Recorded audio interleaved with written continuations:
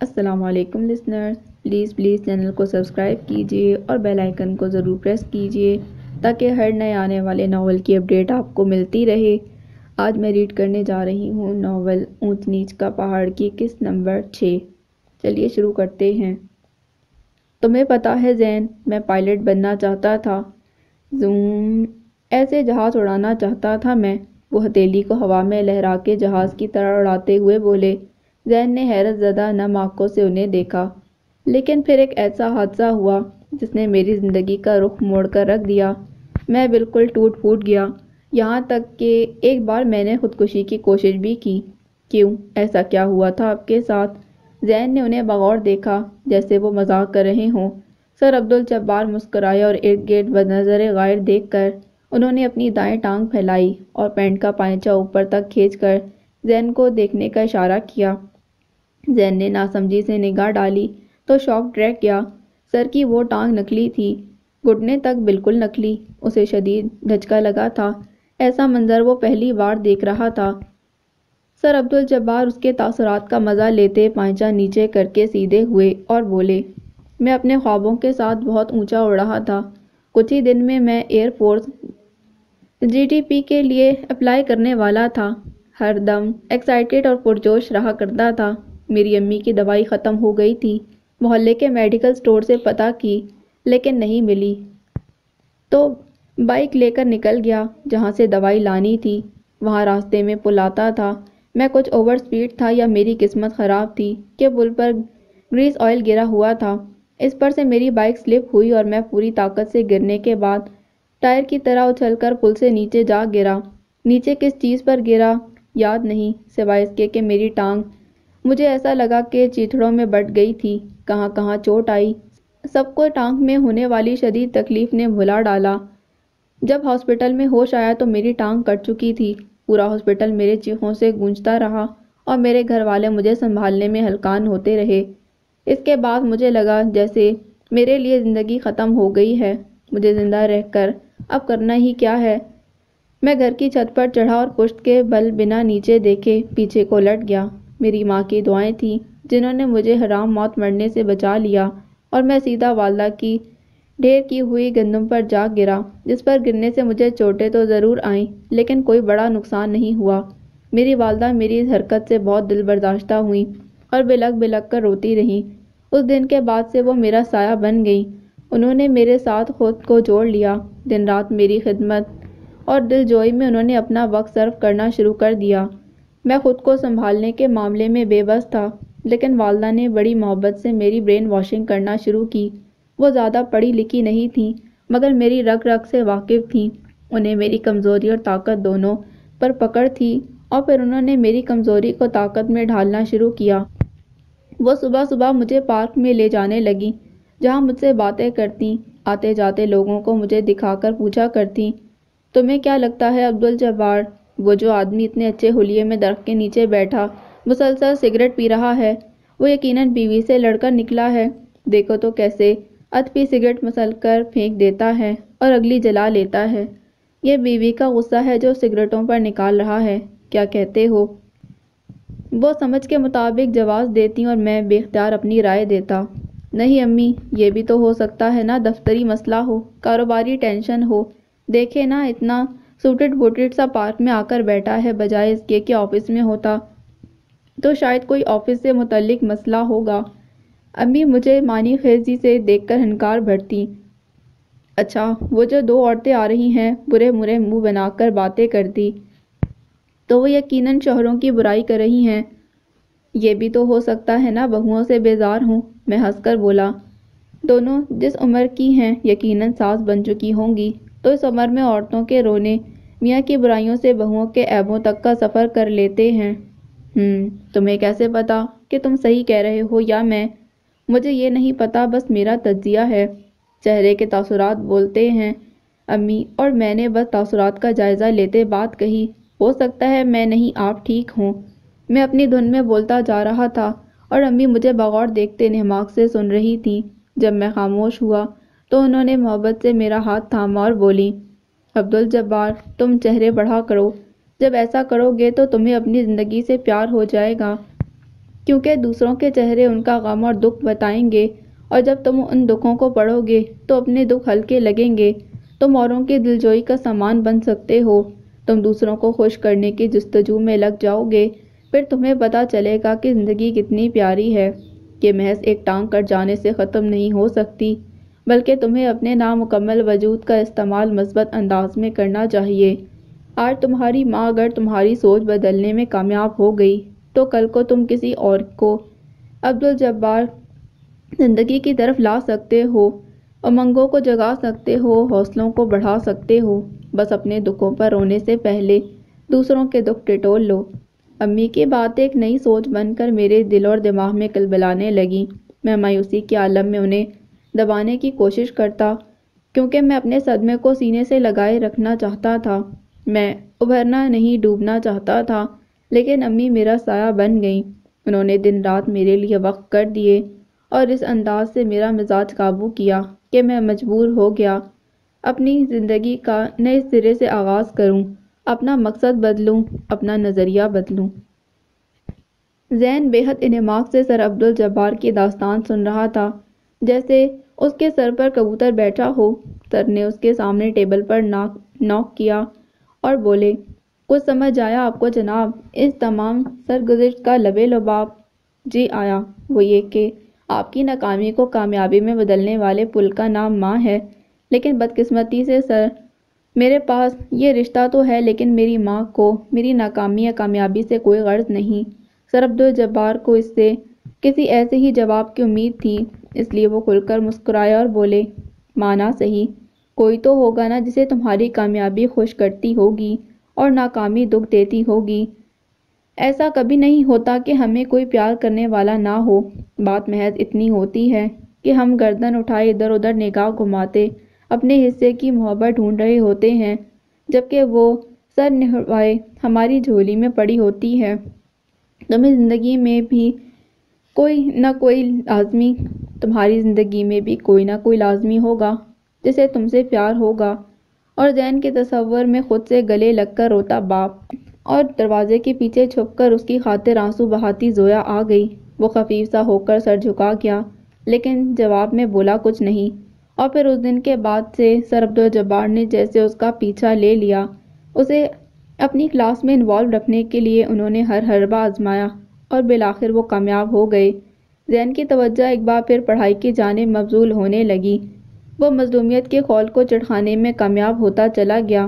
سر عبدالجبار نے اس کا اپنی ذات پر اعتماد بحال کیا۔ زین جو ایک بار پھر اپنے بچپن کے فیز میں لوٹ چکا تھا، جب وہ خضر کے خوف میں مبتلا رہا کرتا تھا، اس سے ابھر کر اب گھر میں کھل کر سانس لینے لگا۔ وقت پلٹ نہیں سکتا تھا، وہ ڈاکٹر نہیں بن سکتا تھا، لیکن وہ جو بن سکتا تھا اس کے لیے کوشش کرنا اس کے ہاتھ میں تھا، اور اس نے اپنی جان لڑا دی۔ خضر آڑے آیا یا امی نے ڈپٹا، اس نے آنے والے کئی سالوں تک کانوں میں تیل ڈال لیا۔ اکبر صاحب اس کے اندر آنے والی اس تبدیلی سے بے حد مطمئن تھے اور اس کی مکمل پشت پناہی کرنے لگے۔ کبھی کبھی انسان کو کھڑا ہونے کے لیے کسی دوسرے کے سہارے کی نہیں، اندرونی طاقت کی ضرورت ہوتی ہے۔ کھڑے کے ساتھ پھر دو اور کھڑے ہو ہی جاتے ہیں، اٹھے قدم کے ساتھ کسی کے قدم مل ہی جاتے ہیں۔ زین نے مڑ کر نہیں دیکھا۔ اس نے شاندار نمبروں سے بی ایس سی کیا اور پھر سائیکالوجی میں ایم ایس سی کرنے کے بعد ایم فل میں داخلہ لیا تو خاندان بھر میں اس کے نام کا ڈنکا بجنے لگا۔ ہر چھوٹا بڑا اس کی مثالیں دیتا اور لڑکیوں کی ماؤں نے اسے التفات دکھانا شروع کر دیا۔ سعدیہ کے لیے یہ صورتحال عجیب تر تھی، نہ وہ زین کو ٹوک پاتی نہ روک سکتی تھی، لہٰذا اس کی کامیابیوں کا صحرا اپنے سر پر سجانا شروع کر دیا۔ ہر ایک کے منہ سے نکلتے تعریفی کلمات کے تمغے اپنے سینے پر سجانے شروع کر دیے، اور زین کو اس سے بھی مسرت ہی حاصل ہوئی تھی۔ وہ اپنی ماں کے لیے فخر کا سبب بنا، اس سے بڑی خوشی اور بھلا کیا مل سکتی تھی۔ اکبر صاحب کے لیے وہ قابل فخر بیٹا بن گیا تھا۔ خضر کی حالت دیدنی تھی، وہ بے حد گھسٹ گھسٹ کے ایم بی اے کر پایا تھا اور ہنوز نوکری کے لیے ہاتھ پیر مار رہا تھا۔ ملتی تھی تو اس کی ناک پر نہ بیٹھتی، اور جیسی چاہیے تھی وہ ملتی نہ تھی۔ زین کو دیکھتا تو دماغ کی کھولن سوا ہو جاتی۔ وہ جتنا زیادہ زین کو نیچا دھکیل سکتا اس نے دھکیلا تھا۔ یہ کرتے کرتے وہ بچے سے بڑا ہوا تھا۔ اور اس اونچ نیچ کے چکر میں وہ خود اخلاقی پستیوں میں جا گرا تھا۔ بچپن میں اس نے زین کو کبھی اونچ نیچ کا پہاڑ کھیلنے نہیں دیا۔ زین اونچ پر کبھی نہ چڑھ پائے، اس میں اس کی نفسیاتی تسکین تھی، لیکن وقت ہولے ہولے بازی پلٹ رہا تھا۔ ایک کھیل پر تو وہ کنٹرول رکھ سکتا تھا، لیکن وہ کھیل جو قسمتیں کھیلتی ہیں اس کے اختیار سے باہر تھا۔ وہ چھوٹے چھوٹے میدانوں میں زین کو پچھاڑتا رہا اور زین بڑے محاذ پر سبقت لے گیا۔ اس نے زین کو ڈاکٹر نہ بننے دیا کہ اس طرح وہ ہر طرف چھا جائے گا، لیکن زین جس لائن میں چلا گیا وہاں اس کی شہرت پھیل رہی تھی۔ اسے کالجز اور بڑے اداروں سے جاب کی آفرز ملنا شروع ہو چکی تھیں۔ ایم فل مکمل کرنے تک اس نے جاب کی تھی تاکہ اپنا تمام خرچ اٹھا سکے، اور جس دن شہر کے بہترین کالج میں اس کی بطور اسسٹنٹ پروفیسر تقرری ہوئی، اس دن خضر نے اپنے کمرے کی ہر چیز الٹا کر رکھ دی۔ سعدیہ اپنے لاڈلے کی حالت کے پیش نظر سر پر دوپٹہ باندھ کر کروٹ لیے لیٹ گئی تھی کہ زین کی خوشی میں خوش ہوتا دیکھ کر خضر سہ نہیں پائے گا اور مزید دلبرداشتہ ہوگا۔ اکبر صاحب نے نئی نکور گاڑی کی چابی زین کے حوالے کی تو اس کی آنکھیں ڈبڈبا گئیں۔ ماضی اس کی پشت پر بھلے اذیت نے داغ کیا تھا، لیکن اس کے حال نے اس کی چھاتی پر سنہری تمغے سجائے تھے۔ اس رات خضر کمرے میں کرسی پر جھولتا پل پل سلگتا رہا۔ حسد کرنے والے کا حال اس بچھو کی طرح ہے جس کے ارد گرد آگ لگا دو تو وہ خود کو ہی ڈنگ مار کر اپنا خاتمہ کر لیتا ہے۔ روزانہ کی طرح وہ بہت سویرے سے جاگ گیا تھا۔ فجر کی نماز کے بعد قرآن پڑھنے کی عادت اسے دادی نے ڈالی تھی، لیکن ان کی وفات کے بعد اس نے وقفہ آ گیا، اور پھر ایک وقت آیا کہ وہ دوبارہ سے خود کو منظم کرنے میں کامیاب ہوا تو اس نے سب سے پہلے نماز کو لازم کر لیا۔ جب اسے سننے والا کوئی نہ ہوتا تو اس وقت اس کے لیے نماز ہی جذباتی اور روحانی سہارے کا کام کرتی۔ اس نے قرآن پاک رحل میں رکھا اور اٹھ کر کھڑکی کے قریب چلا آیا۔ باہر ہلکی ہلکی ہوا کے ہلکورے تھے اور پل پل تیز ہوتی روشنی۔ یہ منظر دیکھنا اسے اچھا لگتا تھا، یوں محسوس ہوتا جیسے تمام دن خوبصورت گزر جائے گا۔ اس نے کھڑکی کے پٹ مکمل کھول کر تھوڑی سی گردن باہر نکالی تو ایک طرف لان چیئر پر ابو بیٹھے دکھائی دیے۔ وہ مسکرا دیا، روز کی طرح وہ اس سے پہلے وہاں موجود تھے۔ وہ بالوں میں انگلیاں چلاتا باہر چلا آیا۔ ابو اسے دیکھ کر مسکرائے اور ہاتھ میں تھاما باسی اخبار ٹیبل پر رکھ کر اسے شفقت سے دیکھنے لگے۔ وہ سلام کرتا دوسری کرسی پر ادب سے بیٹھ گیا۔ ابو تھوڑی بہت واک شاک کیا کریں، اس وقت یہیں لان میں ہی، ڈاکٹر نے تنبیہ کی تھی آپ کو۔ لاسٹ چیک اپ میں آپ کا کولیسٹرول لیول بہت ہائی تھا، خیال رکھیں اپنا۔ وہ گھٹنوں پر دونوں کونیاں ٹکا کر تھوڑا آگے کو جھک کر اکبر صاحب سے مخاطب ہوا۔ جواب میں وہ دونوں آنکھیں میچ کر مذاقن گویا ہوئے، کیا کرنا ہے اب خیال رکھ کر، عمر گزر گئی، اب تو بونس پر گزرنی ہے بیٹا۔ ایسا نہیں کہتے، اللہ آپ کو لمبی عمر دے، اور بونس کیوں بھلا، بڑے بھائی لگتے ہیں میرے، ابھی تو ہم دونوں کو مل کر دنیا دیکھنی ہے، بس میں اور آپ، وہ اپنائیت سے باپ کا ہاتھ تھامے کہہ رہا تھا، اور اکبر صاحب کی آنکھیں بیٹے کی محبت سے جلملا گئیں۔ انہیں یاد نہیں تھی کوئی ایک بھی نیکی، لیکن زین ان کی کسی نیکی کا اجر تھا یا پھر ان کی ماں کی دعا۔ کالج کے لیے کب تک نکلنا ہے تم نے؟ انہوں نے اپنا ہاتھ اس کے ہاتھ سے نکال کر چشمے کے پیچھے سے اپنی گیلی آنکھوں کو مسلا اور پوچھا۔ زین نے چہرہ اونچا کر کے آسمان پر نگاہ دوڑائی اور پرسوچ لہجے میں بولا، آج تو دیر سے جاؤں گا، پہلا لیکچر 10 بجے کے بعد ہے، بس اسی وقت لگ بھگ، تو پھر مجھے بھی چھوڑ دینا راستے میں عارف کی طرف، بڑے دن ہو گئے اسے گپ شپ کیے، دوپہر وہیں لگاؤں گا میں، شام کو اتار جائے گا مجھے۔ انہوں نے اپنے دوست کا نام لیتے تفصیل سے کہا تو زین بھویں اچکاتا بولا، امی کو برا لگے گا ابو، آپ کو پتہ ہے نا انہیں انکل عارف نہیں پسند، اور آپ پورا دن گزارنا چاہ رہے ہیں، بدمزگی ہو جائے گی ابو۔ انہیں پسند ہی کون ہے بیٹا، سوائے اپنے لاڈلے کے، چھوڑو اسے، جو کہا ہے وہ کرو، نہیں تو چلا جاؤں گا خود ہی، وہ نروٹے لہجے میں بولے تو زین نے جھٹ سے ان کا گھٹنا تھاما، جی نہیں، میں ہی چھوڑوں گا آپ کو، ناراض نہ ہوں، میں نے بس ویسے ہی کہا تھا، آئیں ناشتہ واشتہ کرتے ہیں مل کر، پھر نکل چلیں گے، دونوں باپ بیٹا، پکا، وہ ہلکی سی آنکھ دباتا ان سے کہہ رہا تھا۔ اکبر صاحب کو اس پر بہت پیار آیا، جب سے نوکری کرنے لگا تھا، اس نے لاشعوری طور پر ماں باپ کو لاڈلی اولاد کی طرح ٹریٹ کرنا شروع کر دیا تھا۔ ناز اٹھانا، بات رد نہ کرنا، من پسند چیزیں لانا اور دونوں سے اظہار میں کوئی فرق نہ کرنا، بنا کسی صلے کے وہ اسی روٹین پر چل رہا تھا۔ اکبر صاحب کو صحیح معنوں پر اس پر فخر تھا۔ صبح کے 8:30 کا وقت تھا اور سعدیہ کسی گہری سوچ میں گم ڈائننگ ٹیبل پر بیٹھی تھی۔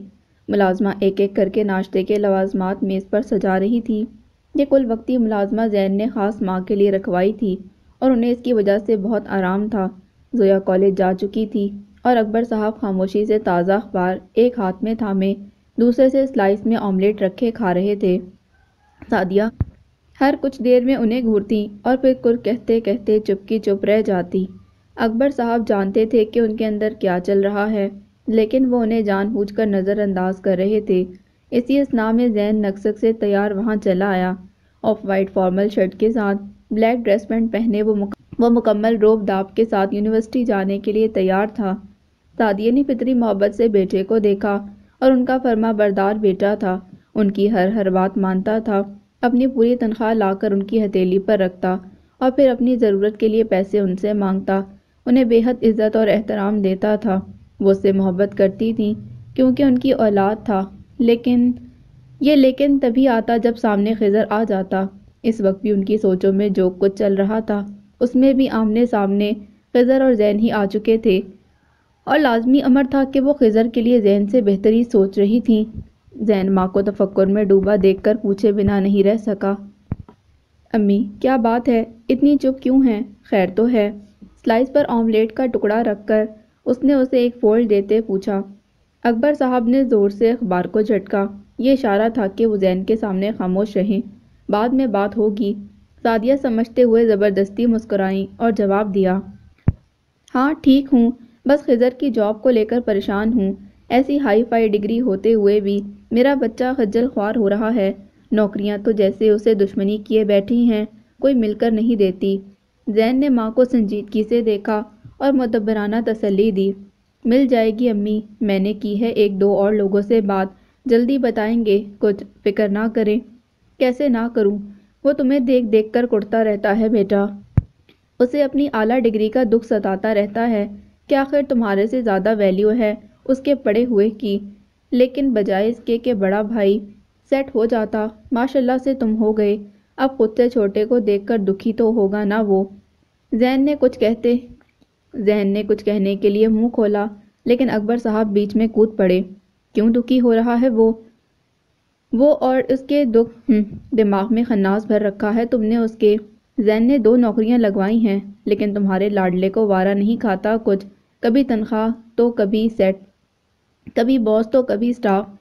وہ در حقیقت چپڑاسی کی نوکری کے لائق ہے، 4 دن کرے نا تو اوقات اور عقل جگہ پر پہنچ جائے۔ اور یہ کس نے کہہ دیا تم سے کہ اس نے زین سے اچھی ڈگری لی ہے؟ مرمر کے MBA کیا ہے اس نے اور زین MPhil کر چکا ہے۔ بیگم صاحبہ اسسٹنٹ پروفیسر ہے وہ، اور فارن انسٹیٹیوٹ سے آفرز آ رہی ہیں، خضر کو نہیں۔ اب دوبارہ میرے سامنے خضر کے رونے مت رونا سمجھی۔ سعدیہ اور زین نے دم ساتھ رکھے تھے۔ اکبر صاحب اب اکثر ایسے ہی غصے میں آ جایا کرتے تھے اور یہ غصہ زیادہ تر خضر اور بیوی کے لیے ہی ہوا کرتا۔ زین کو ماں کا سطح چہرہ دیکھ کر شرمندگی نے گھیر لیا۔ اس نے جلدی سے ناشتہ ختم کیا اور چائے کا کپ ہاتھ میں تھام کر اٹھ کھڑا ہوا۔ یہ میں کمرے میں پی لیتا ہوں، چیزیں کلیکٹ کر لوں۔ اس نے مگ کی جانب ایبروں سے اشارہ کیا اور اکبر صاحب سے مخاطب ہوا، ابو آپ تیار ہو جائیں، نکلتے ہیں تھوڑی دیر میں، اور اتنا ہائپر ہونا آپ کی صحت کے لیے اچھا نہیں ہے۔ پھر وہ ماں کو دیکھتے ہوئے بولا، اور امی آپ پریشان نہ ہو جائے گا بندوبست۔ ابو بھی خضر کی جاب کو لے کر ٹینس ہیں، بس آپ اسے بھی سمجھائیں کہ تھوڑا جگہ بنانے میں وقت تو لگتا ہے، پروموٹ ہونے کے لیے کارکردگی دکھانی پڑتی ہے، کوئی بھی جاتے ساتھ ہی چیف نہیں بنا دیتا۔ ٹھیک ہے پریشان نہ ہو، چلتا ہوں دیر ہو رہی ہے، اور زویا کو واپسی کالج پر پک کر لوں گا۔ اوکے اللہ حافظ۔ اس کے نکلتے ہی اکبر صاحب نے شاکی نگاہوں سے بیوی کو دیکھا۔ اشارہ کیا تھا نا چپ رہنا، کیوں اسی کا دل ملا ہوا ہے تم دونوں ماں بیٹے کو دکھانے کے لیے؟ تو اصل مسئلہ کہاں بولا میں نے، وہ بات تو کوئی اور ہے۔ سعدیہ نے چائے کا گھونٹ بھرتے سکون سے کہا تو اکبر صاحب سلگ گئے۔ واہ، یعنی کہ ابھی چھری پھیرنی باقی ہے، پھیرو پھر۔ سعدیہ نے کپ میز پر واپس رکھتے اس کی جانب جھکتے شروعات کی۔ وہ آپ کو پتہ ہے نا، زنیرہ آ رہی ہے اٹلی سے۔ زنیرہ ان کی نند تھی اور شادی کے بعد سے اٹلی میں مقیم تھی۔ اکبر صاحب ان کی بات کے جواب میں استفہامیہ انہیں دیکھتے بولے، مجھ سے ہی پتہ چلا ہے تمہیں اس کے آنے کا، اب مجھے کیوں بتا رہی ہو؟ اکبر دیکھیں، مجھے غلط مت سمجھیے گا۔ سعدیہ نے ان کے ہاتھ کی پشت پر اپنا ہاتھ جمایا۔ آپ اس سے خضر کے لیے بات کریں نا، دیکھیں نا، وہ بڑا ہے اور پھر پہلا نمبر اسی کا ہونا چاہیے۔ وہ پہلے ہی کافی زد و رنج رہتا ہے، اور ایسے میں اگر زین کے بارے میں اسے معلوم ہوگا تو اس کا دل زخمی ہو جائے گا۔ میرے لیے میری اولاد برابر ہے، لیکن میں انصاف کی قائل ہوں اکبر۔ میں نہیں چاہتی کہ کل کو ہماری اولاد میں ان باتوں کو لے کر اختلاف ہو، اس لیے آپ خضر کی بات کریں، میں ناانصافی نہیں کر سکتی اکبر۔ اکبر صاحب تہ سے کرسی پر دھکیل کر اٹھ کھڑے ہوئے۔ یہ بولو کہ تم بس خضر کے ساتھ ناانصافی نہیں کر سکتی، کسی اور کے لیے تمہیں ترازو دکھائی ہی کہاں دیتا ہے۔ ایک بات کہوں سعدیہ بیگم، وہ دونوں ہتھیلیوں کے بل پر میز پر جھکے، تمہیں خضر کو برباد کر دینے کا جنون ہے، تمہاری جنونی محبت اسے کہیں کا نہیں چھوڑے گی، لکھ لو میری بات۔ اور دوسری بات، اگر زنیرہ نے زین کے لیے کہا ہے تو زین کی ہی بات ہوگی، اور اس بار بھلے سے خضر کچھ بھی کھا لے، بہت ہوا یہ تماشا۔ وہ کہہ کر غصے میں وہاں سے نکلتے چلے گئے۔ میں بھی دیکھتی ہوں میرے خضر کی خوشی کون چھینتا ہے، میری لاش پر سے گزرنا ہوگا سب کو۔ سعدیہ نے تلخی سے بڑبڑا کر میز پر پڑا چائے کا کپ اٹھا کر فرش میں زور سے پٹخا۔ کپ تڑک گیا، قطرہ قطرہ چائے کی دراڑ سے رستی ہوئی فرش میں جمع ہونے لگی۔ دن کے 11:30 بج چکے تھے۔ کمرے میں تیز میوزک اور دھواں مدغم ہو رہا تھا، کوئی جگہ ٹھکانے پر نہیں تھی۔ یوں لگتا تھا جیسے ابھی یہاں کشتی ہوئی ہو، لیکن ایسا کچھ نہیں تھا، بلکہ یہ اس کمرے کی عمومی حالت تھی۔ دیواروں پر مرد ریسلرز کے پوسٹرز اور عورتوں کے نیم برہنہ پوسٹرز کمرے کے مالک کے ذوق کا پتہ دیتے تھے۔ فرش پر جا بجا سگریٹ کے ٹوٹے پڑے تھے۔ اپنے بیڈ پر الٹی حالت میں لیٹا خضر اکبر ہمدانی کالے رنگ کی بنیان کے ساتھ گرے ڈھیلا سا ٹراؤزر پہنے ہوئے تھا۔ تبھی کمرے کا دروازہ کھلا اور سعدیہ اندر داخل ہوئی۔ اندر داخل ہوتے ہی فوراً ناک پر ہاتھ رکھ کر کھانسی تھی۔ ایک نظر خضر کو دیکھ کر کمرے کی کھڑکیوں کی جانب بڑھی اور پردے ہٹا کر کھڑکیاں کھول دیں۔ ہوا کے تازہ جھونکے اندر داخل ہوئے اور اندر کی گھٹن اور بدبو کو باہر کا روزن ملا۔ سعدیہ نے پلٹ کر ملامت آمیز نگاہ سے سارے کمرے کو دیکھا، پھر بیٹے سے مخاطب ہوئیں، خضر جان، کب تک یوں پڑے رہنا چاہتے ہو؟ دیکھو ذرا کمرے کی حالت۔ مگر تیز میوزک کی آواز میں ان کی آواز چاند کے کانوں میں کیسے پہنچتی؟ وہ آگے بڑھی اور سسٹم آف کر دیا۔ خضر نے ناگواری سے کوہنیوں کے بل اٹھ کر دیکھا۔ ماں کو دیکھ کر بھی اس کی پیشانی کے بل تو نہ گئے، لیکن تیور مدھم ضرور ہو گئے۔ یہ کیا حشر کر رکھا ہے خضر، کمرے میں پیر رکھنے کو جی نہیں کرتا تو نہ رکھے نا، کس نے بلایا ہے؟ وہی خود سر اور پتھر پھاڑ لے جا۔ وہ اٹھ کر بیٹھ گیا اور بالوں میں انگلیاں پھیرنے لگا۔ سعدیہ نیچے کارپیٹ سے اس کی کل رات کی اتاری قمیض اٹھاتے ہوئے بیڈ کے کنارے پر بیٹھ گئیں۔ کیوں نہ رکھوں، میرے چاند کا کمرہ ہے، لیکن کچھ تو سمیٹ کر رکھا کرو۔ اب دیکھو نا دیواروں پر کیسے فضول سے پوسٹر لگا رکھے ہیں، روزانہ ایک نئی تصویر کا اضافہ ہوا ہوتا ہے یہاں۔ گھر میں جوان بہن ہے بیٹا، زویا اسی لیے تمہارے کمرے میں نہیں آتی کہ ایک تو وہ کہتی ہے گند بہت ہوتا ہے، دوسرا یہ واہیات سے پوسٹرز، اچھا تو نہیں لگتا نا میری جان۔ انہوں نے ہاتھ بڑھا کے اس کی پیشانی کے بال ہٹائے جسے اس نے نخوت سے جھٹک دیا، لیکن سعدیہ کو فرق نہیں پڑا۔ زویا کو تو بہانا چاہیے امی، زین کی چمچی، میرے میں تو عیب ہی دکھتے ہیں سب کو، ہر کسی کو زین سے محبت ہے، وہ بھی اسی کے گن گاتی ہے، لعنت ہے ایسی زندگی پر۔ میں اسی لیے تو یہاں سے دور چلا جانا چاہتا ہوں۔ میں کرتی ہوں نا تم سے محبت، ساری دنیا سے زیادہ، اور ماں سے ہی دور ہونے کی بات کرتے ہو، ماں سے کیوں ناراض ہو؟ اب لڑ تو رہی ہوں تمہاری نوکری کے لیے سب سے۔ ابھی پھر ناشتے پر بدمزگی ہو گئی تھی۔ بیٹا، زین کی نوکری پسند ہوتی نا تمہیں تو وہی اسے لے کر لا دیتی، لیکن تمہارا دماغ بھی بہت اونچا ہے، اپنی منوانے کے لیے پہلے تھوڑی سی ماننی پڑتی ہے چندہ۔ کیوں مانوں میں کسی کی؟ اس لیے پیدا نہیں ہوا کہ میں غلامیاں کرتا پھروں۔ اور امی، نوکری کی پرواہ کس کو ہے بھلا؟ آپ کو کہا تھا آپ ابو سے بات کریں زنیرہ پھپھو کو میرے لیے منانے کی، وہ آپ کر نہیں رہی۔ اس کی آواز بلند ہو رہی تھی اور سعدیہ کی پریشانی بڑھ رہی تھی۔ ایسے میں انہیں ہمیشہ گھبراہٹ جیسے خضر کو کچھ ہو نہ جائے۔ کی ہے حوصلہ رکھو، وہ ابھی نہیں مانے گا خضر۔ زنیرہ نے بات ہی زین کے لیے کی ہے تو وہ کیسے اپنی بہن کو تمہارے لیے قائل کر لیں؟ صبر لو، بار بار کروں گی تو شاید بات بن جائے۔ میں نہیں کر رہا صبر، سمجھی آپ؟ وہ تنفن کرتا بیڈ سے اتر کر کھڑا ہو گیا۔ آپ کو 2 دن دے رہا ہوں، کچھ کر لیں ورنہ پھر میں کچھ کر لوں گا۔ زنیرہ پھپھو کا داماد بنوں گا میں، کسی اور کو میں بننے ہی نہیں دوں گا، خاص طور پر اس زین چچندر کو۔ اس نے غصے سے واش روم کا رخ کیا تو پیچھے سے ماں نے آواز لگائی، تو الگ سے کوشش کرو نا، نینا سے رابطہ کرو، اسے دوستی کرو، اسے قائل کر لو کسی طرح، تو پھر تمہارے علاوہ پھپھو کا داماد کوئی اور بن ہی نہیں سکے گا چندا۔ سعدیہ کی بات سن کر وہ تھما، پلٹ کر ماں کو معنی خیزی سے دیکھا اور پھر متاثر ہوتے اپنے دماغ کو شہادت کی انگلی سے بجا کر وہی انگلی ماں کی جانب لہرائی اور گنگناتا واش روم میں گھس گیا۔ سعدیہ فخریہ بیٹے کو دیکھ کر مسکرائیں۔ ہمیشہ کی طرح وہ اولاد میں اونچ نیچ کا کھیل رچانے کے لیے کمر کسنے جا رہی تھی۔ زین اسٹاف روم میں داخل ہوا تو وہاں ایک نیا چہرہ دیکھ کر ٹھٹک گیا۔ اس کی آمد کے ساتھ ہی سب نے اسے معمول کے مطابق پرجوش سلام کیا، کیونکہ وہ سبھی سے اچھی دوستی رکھتا تھا۔ اپنے ہاتھ میں تھامی چیزیں اس نے ایک جانب پڑے میز پر رکھیں اور کرسی کھینچ کر بیٹھ گیا۔ مسز وقار سینئر لیکچرار تھیں جن کی بغل میں وہ بیٹھی تھی۔ انہوں نے تعارف کروانے میں پہل کی۔ سر زین، ان سے ملیے، یہ ہیں اسبا خواجہ، نئی لیکچرار اپوائنٹ ہوئی ہیں، بہت ٹیلنٹڈ ہیں، آپ کی طرح چھوٹی سی عمر میں بڑے بڑے جھنڈے گاڑتے یہاں تک کا سفر طے کیا ہے۔ زین متانت سے مسکرایا اور مقابل بیٹھی اس سادہ سی لڑکی کو سر کے اشارے سے سلام کیا، جس کے جواب میں اس نے بھی سر ہلا دیا۔ زین کی نگاہ چند پل اس کی نگاہ سے متصادم رہی، پھر اس نے واپس ہاتھ میں تھامی کتاب پر نظریں گاڑ دیں۔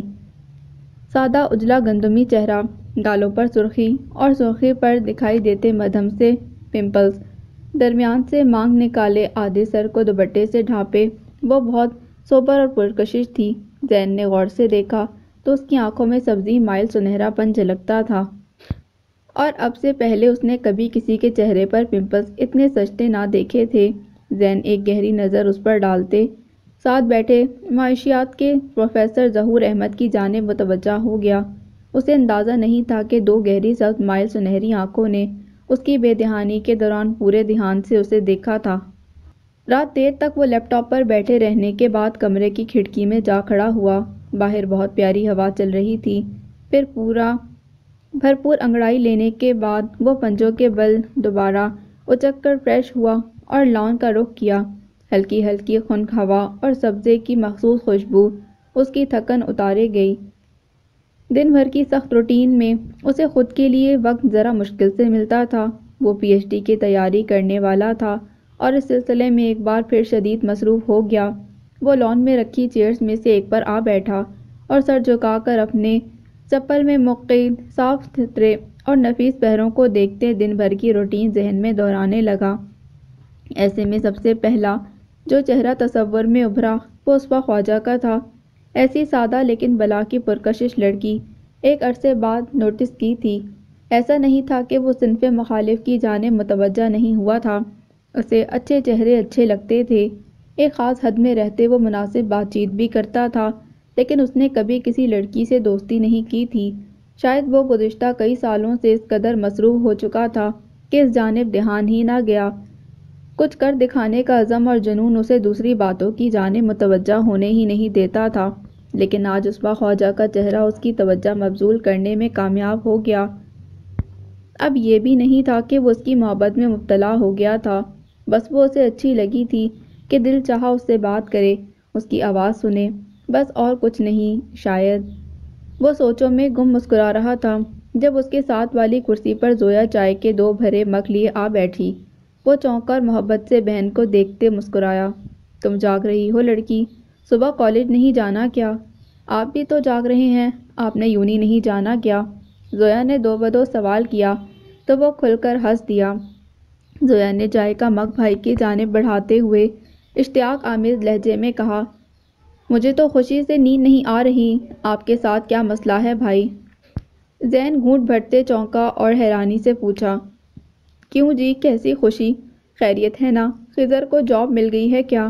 وہ تو سب سے زیادہ اسی خبر سے خوش ہوتا، لیکن زویا نے منہ بناتے کہا، مجھے نہیں پرواہ اس کی جاب شاپ کی، دن بدن سڑیل ہوتے جا رہے ہیں خضر بھائی، جس طرح کے ان کے کام کرنے کے طریقے ہیں نا، مل ہی نہ جائے کہیں۔ ایسے نہیں کہتے، بھائی ہے ہمارا، بہن بھائی ایک دوسرے کے خیر خواہ ہوتے ہیں۔ اس نے ٹوکا تو وہ سر جھٹکتے اصل مدعے پر آئی۔ فی الحال تو ابو کی بہن اپنے بھائی کی خیر خواہی کرنا چاہتی ہیں۔ کیا مطلب؟ کون؟ زنیرہ پھپھو؟ وہ کہاں سے آ گئیں بیچ میں؟ آ نہیں گئیں، آنے والی ہیں اٹلی سے، نینا کے ساتھ، اس کی اور آپ کی بات پکی کرنے۔ ابو سے رشتہ مانگا ہے انہوں نے آپ کا۔ آپ کی لائکی کی دھوم ملکوں پہنچ گئی ہے جناب، ابھی بات بڑوں کے بیچ میں ہے، دیکھیں بچوں کے بیچ کب طے پاتی ہے۔ زویا آنکھیں پٹپٹاتی مزید کہہ رہی تھی اور زین سن کا سن بیٹھا رہ گیا۔ چائے کا مگ اس کے ہاتھ سے جھٹکا کھا گیا، لیکن وہ سنبھل گیا۔ زویا جوش میں تمام راز افشا کیے جا رہی تھی اور وہ بے نام سی اداسی کے زیر اثر غیر مرئی نقطے کو گھورے جا رہا تھا۔ اگر امی اور ابو رشتہ طے کر چکے تھے تو اس کی رائے عبث تھی، خاص طور پر امی کے فیصلے کے آگے۔ اس نے بے کلی سے سوچا کہ جس تصور کو کچھ دیر پہلے سوچتے وہ اچھا محسوس کر رہا تھا، اس کی میعاد اتنی سی تھی۔ وہ امی اور زویا کو لے کر شاپنگ مال آیا تھا۔ انہیں موسمی کپڑوں کی خریداری کرنی تھی، جس میں سرے فہرست خضر کے کپڑے ہوتے تھے۔ اسے کبھی اعتراض نہیں ہوا تھا، کیونکہ جب وہ اپنی تنخواہ امی کے حوالے کرتا تھا تو بھول جاتا تھا کہ اس پر اس کا اپنا بھی کوئی حق ہے۔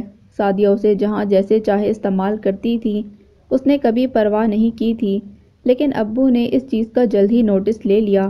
ہر ماہ وہ سعدیہ کو زین کی تنخواہ اللے تللوں میں اڑاتا دیکھتے تھے، اور پھر خضر بھی دھڑلے سے ماں سے منچاہی رقم جب چاہے اینٹ لیتا تھا۔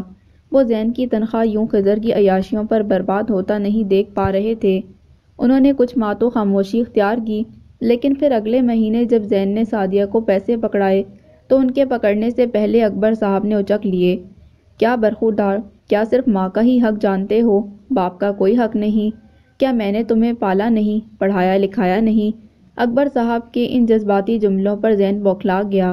اس کے تو وہم و گمان میں بھی نہیں تھا کہ وہ کوئی گلہ کر سکتے ہیں۔ وہ شرمندہ ہوتا ہوا بولا، آپ کا تو حق میں کبھی ادا ہی نہیں کر سکتا ابو، آپ جتنے چاہے پیسے رکھیں، میں بھی آپ کا ہوں اور میری کمائی بھی۔ اکبر صاحب چھاتی چوڑی کیے مسکرا کر بیگم کو دیکھنے لگے، جبکہ سعدیہ دانت بھینچے غصہ ضبط کر رہی تھیں۔ اکبر صاحب نے پیسوں میں سے 5-5 ہزار کے چند نوٹ نکال کر اپنی جیب میں ڈالے اور بقایا سعدیہ کو پکڑاتے بولے، تمہیں میں بھی گھر کے لیے خاصی بڑی رقم دیتا ہوں، اس کے علاوہ اتنے بہت ہیں۔ سعدیہ نے ناراضی سے منہ پھیر لیا تو وہ پیسے زین کی جانب بڑھاتے ہوئے حکمن بولے، یہ کل میرے اکاؤنٹ میں جمع کراؤ، اگر اتنے ہی فالتو ہیں تو۔ لیکن سعدیہ نے فوراً سے بیشتر ہاتھ بڑھا کر پیسے جھپٹے اور اندر چلی گئیں۔ زین نے ماں کی پشت دیکھتے تعصب سے باپ کو دیکھا تو وہ مزے لینے والے انداز میں مسکرا رہے تھے۔ انہوں نے جیب میں رکھے نوٹ نکالے اور زین کو دیتے بولے، یہ رکھو، انہیں گن لو، اب سے اتنے پیسے تم پہلے ہی نکال کر باقی رقم ماں کو دو گے، اور اسے میرا حکم سمجھنا۔ کیا تمہیں 4 لوگوں میں اٹھنا بیٹھنا نہیں ہوتا؟ مہینے کے آخر تک تمہارے پاس پھوٹی کوڑی نہیں ہوتی، اور ماں سے مانگتے ہو تو وہ بھی ہری جھنڈی دکھا دیتی ہے، کیونکہ سارا مہینہ پیسوں کی جھنڈی اپنے لاڈلے کو جو دکھاتی رہتی ہے۔ اس لیے میری بات پر عمل کرنا۔ زین باپ کی محبت پر دل ہی دل میں نہال ہو گیا۔ اس کے بعد سے اس کے کہنے کے عین مطابق وہ مخصوص رقم اپنی ضرورت کے لیے نکالنے لگا تھا، گو کہ اس میں سے بہت زیادہ تر وہ گھر کی چیزوں پر لگا دیا کرتا، لیکن اب اسے ذاتی ضرورت کے لیے کمی نہیں ہوتی تھی۔ مال میں گھومتے انہیں کافی وقت ہو گیا۔ امی نے خریداری تو کر لی تھی، لیکن وہ ونڈو شاپنگ کی شوقین بھی تھیں۔ زین بنا ماتھے پر بڑ لالے ماں اور بہن کے ساتھ ساتھ چل رہا تھا، تبھی اس نے ایک شاپ سے اسوا خواجہ کو نکلتے دیکھا۔ اس نے بھی زین کو دیکھ لیا تھا۔ دونوں نے ایک دوسرے کو دیکھ کر سر ہلایا۔ زین کو اچھا نہیں لگا کہ وہ بنا سلام دعا کے ٹین ایجرز کی طرح شرماتا گھبراتا آگے نکل جائے، جیسے دل میں کوئی چور ہو، اس لیے وہ چند لمحوں کے لیے وہیں رک گیا اور سلام دعا کرنے لگا۔ چند قدموں کی دوری پر आगे आगे जाती अम्मी और जोया भी ठहर गईं। वो पलटकर उनके पास आ खड़ी हुईं। मिस उस्मा, ये मेरी अम्मी हैं और ये मेरी छोटी बहन, और अम्मी ये उस्मा है मेरी कोलीग। ज़ैन ने दोनों जानिब से तारुफ करवाया। उस्मा ने खुश दिली से सलाम किया। जोया तो तबन दोस्ताना थी, इसीलिए खड़े खड़े तफसीली तारुफ में जाने लगी। अम्मी अलबत्ता लिए दिए से थीं। वो उस्मा को अजीब निगाह से घूरती रहीं, जिसके बायस उस्मा ने बेचैन सी होते इजाज़त चाही। अच्छा आंटी, मैं चलती हूँ, ज़रा जल्दी में हूँ। आप कभी मेरे घर आइएगा और इस चहकती मैना को भी लाइएगा, बहुत खुश मिजाज है।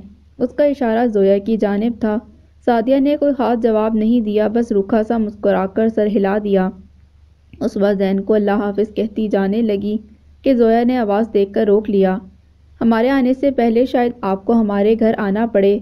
ज़ैन भाई की मंगनी शंगनी करने वाले हैं हम। जोया छोटी और चुलबुली थी, मौका मैल ना देखती थी, इसलिए सबके सरों पर धमाका करके मुस्कुराती सबके चेहरे देख रही थी। उस्मा की रंगत पल भर को मुतगय्यर हुई, लेकिन फिर संभलते ज़ैन को मुबारकबाद दी और बिना कुछ कहे वहाँ से चली गई। अम्मी जोया को झिड़कती वहाँ से लिए आगे चल दी, जबकि ज़ैन बुझे दिल और डूबती धड़कनों के साथ वहीं खड़ा उस्मा को जाता देखता रहा। अगली सुबह वो यूं ही आया तो उस्मा कहीं दिखाई नहीं दी। वो बेचैन हो गया। सारा दिन दिल कहीं नहीं लगा। अभी दिन ही कितने हुए थे भला उस्मा को यूं ही ज्वाइन किए, लेकिन यूं लगता था जैसे कितने अरसे से वो यहीं थी। वो एक संजीदा तबीयत की लड़की थी, किसी से भी अब तक ज़्यादा घुली मिली नहीं थी, फिर भी वो उसे बुरी तरह मिस करता था। फारिग वक्त में वो लाइब्रेरी के सबसे आखिरी कैबिन में जो साथज़ा के लिए मुख्तस था, कॉफ़ी का बड़ा मग लिए बैठा बिला वजह मैगज़ीन फरोल रहा था। उसे रह रह कर कल की मुलाकात पर अफसोस था। ना वो मिले होते, ना जोया उस्मा को उसकी मंगनी के बारे में औलफोल कहती, और ना वो परेशान होता। अपने अंदर की सोचों से परेशान होकर उसने उसे कॉल करने का फ़ैसला किया। उसका नंबर उसके पास था, जैसे दीगर कोलीग्स के थे। उसने कॉल मिला दी और धड़कते दिल से उठाए जाने का इंतज़ार करता रहा। 1 2 3 4 4 बैलों के बाद यकदम उसने कॉल काट दी। क्या कहूँगा मैं उसे? हाल चाल पूछूं? वो क्यों भला? मैं ही क्यों? क्या किसी और ने पूछा होगा? वो जो अगर कह दे कि मुझे ऐसी क्या आफत आ पड़ी थी कॉल करने की, किस रिश्ते से कॉल की है, तो क्या जवाब दूंगा मैं? क्या मैं किसी ताल्लुक़ को बढ़ाना चाहता हूँ? लेकिन जवाब क्या है? मंगनी का शोशा उठा हुआ है और उस्मा को गलत फहमी में मुब्तला करने का हक तो नहीं रखता ना मैं। नहीं ज़ैन अकबर हमदानी, नहीं। तुम्हें या तो घर में स्टेप लेना पड़ेगा या फिर उस्मा को भूल जाना होगा। किसी एक महाज का सामना तो करना होगा। अब ये तुम पर है कि कौन सा चुनते हो। खुद को मलामती अंदाज में खूब अच्छी तरह समझाने के बाद उसने अब्बू से बात करने का फ़ैसला किया। जुनैरा पप्पो पाकिस्तान पहुंच गई थी और पूरे ख़ानदान में जैसे दावतों का मुकाबला शुरू हो गया था। 2 बेटे और एक बेटी की माँ थी, जो ना बुलाता वही घाटे में रहता। जुनैरा पप्पो ने तौकीर चाचू की तरफ क़याम किया और वहीं से सबके घरों में जाकर मिलने मिलाने का सिलसिला शुरू हुआ। वो घर पहुंचा तो ड्राइंग रूम के बाहर से गुजरते उसे बुलंद कह के और खुशकुन आवाज़ें कानों में पड़ी। वो समझ गया कि जुनैरा पप्पो आई हुई हैं। अंदर से उनकी बुलंद और खनखनाती आवाज़ बासानी बाहर तक आ रही थी। नैना बस 1.5 हफ्ते तक पहुंच जाएगी। इसके कुछ लास्ट असाइनमेंट्स थे जो सबमिट करवाने थे। कहने लगी, मम्मा आप पहुँचे, मुझे रास्ता आता है। अम्मी के नैना से मुतल्लिक पूछने पर वो बोली तो उसकी बात पर सभी के हंसने की आवाज़ उभरी। ज़ैन ने शुक्र का कलमा पढ़ा कि नैना अभी तक नहीं आई।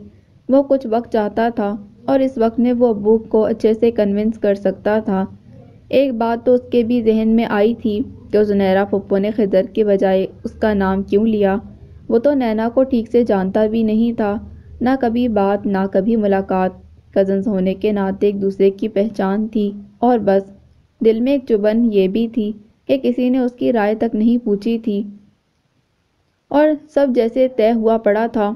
अंदर जाने का इरादा तर्क करता वो दबे कदमों अपने कमरे की जानिब बढ़ गया। दिल खलबलाए जा रहा था, जिसमें उस्मा पराचा की गर्दान थी और नैना की आमद का हलजान था। एक जंग सी छिड़ी थी। वो जूते उतारे बिना पिंडलियां बेड पर سے نیچے لٹکائے چت لیٹ گیا۔ چھت کو بے مقصد گھورتے اس کی آنکھیں نیند سے بوجھل ہونے لگیں تو قریب پڑا تکیہ اٹھا کر آنکھوں پر رکھ کر سو گیا۔ کم از کم سونے کے دورانیے میں تو وہ سکون حاصل کر سکتا تھا۔ 2 دن اسی شش و پنج میں گزر گئے کہ پہلے کس سے بات کرے، اسوا سے یا ابو سے۔ یونہی میں اسوا کا سامنا ہوتا اور وہ اسے بس دیکھنے اور کچھ کہنے کے درمیانی حالت میں کھڑا رہ جاتا۔ اس کے ساتھی اس کی غیر حاضر دماغی کو محسوس کر رہے تھے اور باری باری اسے طبیعت بھی دریافت کرتے، لیکن اس کے پاس جواب میں محض مسکراہٹ ہوتی۔ اسوا خود اسے سلام کے علاوہ دوسرا حرف کہنا گوارا نہیں کر رہی تھی۔ وہ اسٹاف روم میں آتا تو اٹھ کر چلی جاتی، لائبریری جاتا تو وہاں سے نکل جاتی۔ وہ حیران بھی تھا کہ اسوا کے رویے میں اتنی شدت کیوں کر آ گئی۔ ایسے انتہائی رد عمل کی بنیاد کیا ہے؟ اس نے تو ابھی کوئی اشارہ نہیں دیا تھا، لیکن پھر یکدم اسے ادراک ہوا کہ اشارہ تو وہ پہلے دن سے دے بیٹھا تھا۔ اس کی نگاہوں میں بارہا ایک ہی دن میں کئی بار اس کے چہرے کا طواف کیا تھا۔ وہ لاشعوری طور پر یونہی میں ہر اس جگہ پہنچ جاتا جہاں اسوا پراجا کے پائے جانے کے امکانات ہوتے، سینٹوریم ہو یا لائبریری، کیفے یا اسٹاف روم، وہ لپک لپک کر وہاں جاتا۔ اس کا مزاج پہلے اچھا تھا، اب بہترین تھا۔ وہ خوش لباس شروع سے تھا، اب مزید نکھر کر یونہی آتا۔ اسوا کے سنہری دیکھتے گالوں نے اسے باندھ لیا تھا اور اس بات کو کئی لوگوں نے محسوس کیا تھا، تو کیا اسوا نہ کرتی؟ اور اگر زین کے جھکاؤ کو دیکھ کر اس کے دل میں بھی نرم گوشہ پیدا ہو ہی چکا تھا، تو جب زویا نے منگنے کا بم پھوڑا تھا تو وہ رد عمل بھی نہ دیتی۔ اپنی الجھن کا جواب سلجھ کر اس کے سامنے آ گیا تھا، اس لیے اس نے فی الحال پہلے ابو سے بات کرنے کا فیصلہ کیا اور اس بار اسے ابو کو منانا تھا، چاہے کچھ بھی ہو جائے۔ صبح صادق کی ٹھنڈک میں، لان کی خاموشی اور خنکی بھرے ماحول میں اکبر صاحب اور زین کرسیوں پر بیٹھے تھے۔ درمیان میں رکھی ٹیبل پر 2 بھاپ اڑاتے چائے کے مگ رکھے تھے۔ اکبر صاحب سکتے کے عالم میں یکٹک زین کو دیکھ رہے تھے۔ زین کبھی ان کو دیکھ لیتا اور کبھی خجل سا ہوتا مگ کے کنارے پر انگلی پھیرنے لگتا۔ دماغ کدھر گرا آئے ہو زین؟ کیا سوچ کر یہ سب بول رہے ہو یار؟ اکبر صاحب کا سکتہ ٹوٹا تو انہوں نے سرسراتے لہجے میں پوچھا۔ زین ادھر ادھر دیکھتا لمبی سانس بھر کر لفظ جوڑنے لگا، اور اگر ایسا کچھ ارادہ تھا بھی تو زنیرہ کے آنے سے پہلے بتا دیتے نا۔ اکبر صاحب نے دوبارہ لقمہ دیا۔ کسی نے مجھ سے پوچھا کب تھا ابو؟ نارائے لی ناپسند پوچھی۔ مجھے تو پتہ بھی زویا سے چلا۔ آپ لوگوں کا ارادہ کیا ہے؟ کم از کم آپ تو مجھے اعتماد میں لیتے۔ وہ بے ساختہ شکوہ کر گیا۔ اکبر صاحب کو واقعی غلطی کا احساس ہوا تو سر کھجانے لگے۔ دونوں پھر چپ ہو گئے۔ کچھ دیر مزید ایسے ہی کوئی حل سوچتے گزر گئی تو بالآخر تھک کر اکبر صاحب نے کندھے اچکا دیے۔ دیکھ بیٹا، حل تو ہے، لیکن ذرا عقل مندی سے عمل کرنا پڑے گا۔ اندر کی بات بتا رہا ہوں، تمہاری ماں تمہارے بجائے خضر کا رشتہ کرنا چاہتی ہے نینا سے۔ اب اگر تم نے خود انکار کیا نا تو مجھ سے لکھوا لو کہ نہ خضر مانے گا اس رشتے پر، نہ تمہاری ماں۔ خضر کی دلچسپی تمہاری وجہ سے جڑی ہے اس رشتے میں، اس لیے منگنی بھی نہ ہو اور انکار بھی نہ کرنا پڑے تو اس کا سیدھا سا حل یہ ہے بیٹا کہ اپنے بڑے بھائی کے ساتھ اپنی مرضی اور خوشی ثابت کرنے کے لیے جی جان لڑا دو۔ ایسے پوز کرو جیسے تمہاری اگر نینا سے شادی نہ ہو سکی تو لٹیا ہی ڈوب جائے گی۔ بس پھر دیکھنا کیسے یہ ماں بیٹا تمہاری نیا پار لگاتے۔ سمجھے کہ اگلی بھی گئی۔ انہوں نے کسی قریبی دوست کی طرح حل اس کے سامنے رکھ دیا تھا اور وہ ابو کی پلاننگ پر اش اش کر اٹھا۔ باپ بیٹا آگے کو جھکے، گھٹنوں پر کونیاں جمائے، دونوں ہاتھ جوڑ کر تھوڑی کے نیچے رکھے ایک دوسرے کو دیکھتے سر دھننے لگے، اور پھر ایک شاندار کہکا باپ بیٹے کے حلق سے آزاد ہوا اور صبح کی پھیلتی روشنی میں مدغم ہو گیا۔